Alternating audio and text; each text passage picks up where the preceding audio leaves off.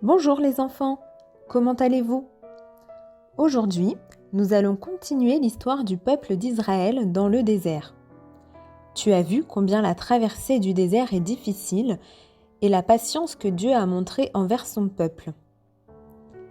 Nous allons voir dans cette leçon que l'Éternel a délivré Israël du pays d'Égypte pour le mener dans un pays magnifique. Tu trouveras cette histoire dans le livre des Nombres, au chapitre 13 et 14. En effet, Israël est arrivé aux portes de Canaan. L'Éternel dit à Moïse d'envoyer des hommes pour explorer le pays de Canaan, qu'il a prévu de donner aux enfants d'Israël. Selon l'ordre qu'a donné le Seigneur, un homme de chaque tribu a été choisi par Moïse. 12 hommes sont donc partis explorer le pays de Canaan. Parmi ces hommes étaient présents Caleb, de la tribu de Juda, et Josué, de la tribu d'Éphraïm. Moïse leur demanda de voir si les habitants étaient forts ou faibles, nombreux ou pas, si les villes étaient protégées par des remparts, si le sol pouvait être cultivé, et de prendre des fruits du pays.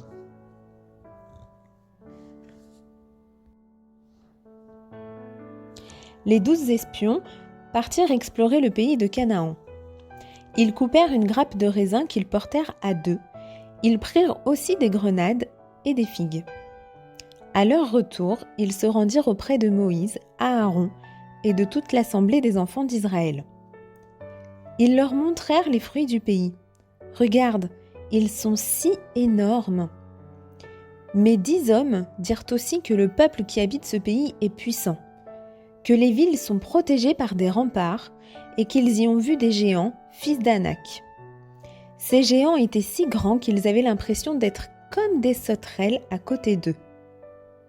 Le peuple d'Israël fut alors effrayé et découragé, pensant que les remparts et les géants ne pourraient être vaincus.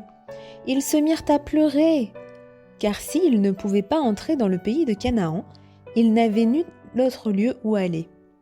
Et le désert n'était pas un lieu accueillant pour vivre. Encore une fois, devant la difficulté, Israël a murmuré contre l'Éternel. « Pourquoi l'Éternel nous a-t-il fait aller dans ce pays où nous allons mourir? Ne vaut-il mieux pas retourner en Égypte ?» Encore une fois, Israël a oublié l'esclavage que leur imposaient les Égyptiens et la délivrance que Dieu leur a fait connaître. Et toi, qu'aurais-tu fait à leur place? Mais 2 hommes, parmi les 12 espions, placèrent leur foi en Dieu. Qu'est-ce que la foi? C'est d'avoir confiance en Dieu et de croire que ses promesses vont s'accomplir, même si cela paraît impossible, car rien n'est impossible à Dieu. Caleb et Josué dirent : « Ce pays est très bon et excellent. Si Dieu nous est favorable, il nous mènera dans ce pays et nous le donnera. C'est un pays où coule le lait et le miel. Ne soyez point rebelles contre l'Éternel et ne craignez point les gens de ce pays. » Mais en les écoutant, tout Israël voulait tuer Caleb et Josué, car ils avaient peur et ils ne voulaient pas aller au combat pour s'emparer de Canaan. Ils n'avaient pas placé leur foi en Dieu. Le doute était dans leur cœur. Mais cela ne sert à rien d'être à la frontière du pays que Dieu leur avait promis, car en restant à l'extérieur de ce pays, ils ne profiteraient pas de toute l'abondance que Dieu a prévue pour eux. Que faut-il faire alors d'après toi? Le reste de l'histoire nous montre que Dieu donnera ce pays de Canaan au peuple d'Israël. Cependant, le doute peut entraîner des conséquences négatives. En effet, l'Éternel fut triste qu'Israël doute encore malgré tous les miracles qu'il avait accomplis en sa faveur.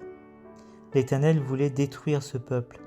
Mais Moïse pria et Dieu épargna ce peuple, car l'Éternel est lent à la colère et riche en bonté.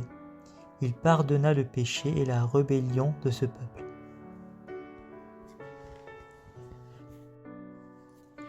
Malgré tout, ceux qui avaient douté et qui s'étaient rebellés ne rentreront pas dans le pays promis selon la parole de Dieu. Seuls Caleb et Josué, qui eurent foi en Dieu, rentreront en Canaan, car ils ont cru en Dieu et en ses promesses. Ceux qui ont été rebelles finiront leur vie dans le désert. Dieu permit toutefois à leurs enfants de rentrer dans le pays de Canaan, où coule le lait et le miel. Pour toi et moi aujourd'hui, c'est Jésus qui nous a ouvert la voie vers le pays promis. Jésus est mort à la croix pour t'offrir la vie éternelle, le salut. C'est notre pays promis. Veux-tu accepter Jésus dans ta vie, être sauvé et entrer toi aussi dans le pays promis? Comme pour le peuple d'Israël, rester à l'extérieur du pays promis t'empêche d'être béni par Dieu. Alors accepte Jésus dans ta vie. Retenons ce verset ensemble. Montons, emparons-nous du pays. Nous y serons vainqueurs.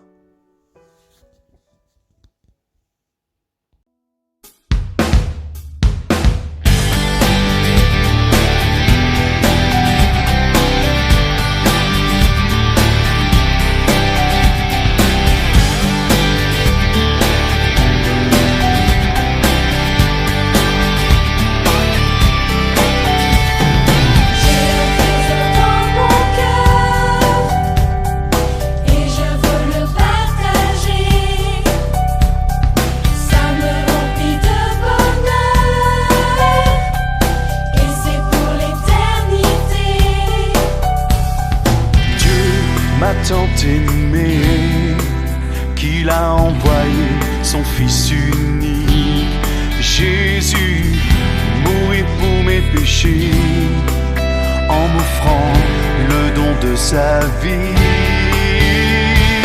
J'ai un trésor dans mon cœur et je veux le partager. Ça me remplit de bonheur.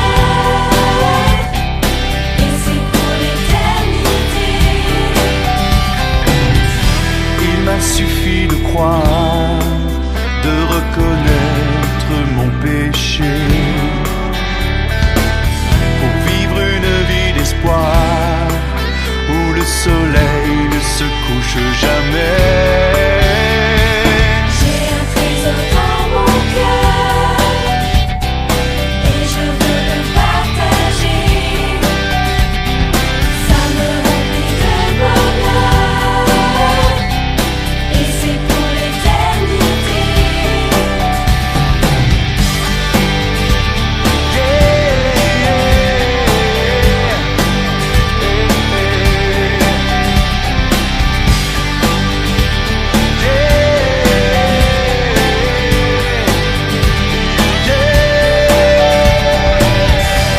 Jésus vient aussi, il veut te laver, te purifier, pour être semblable à lui, il désire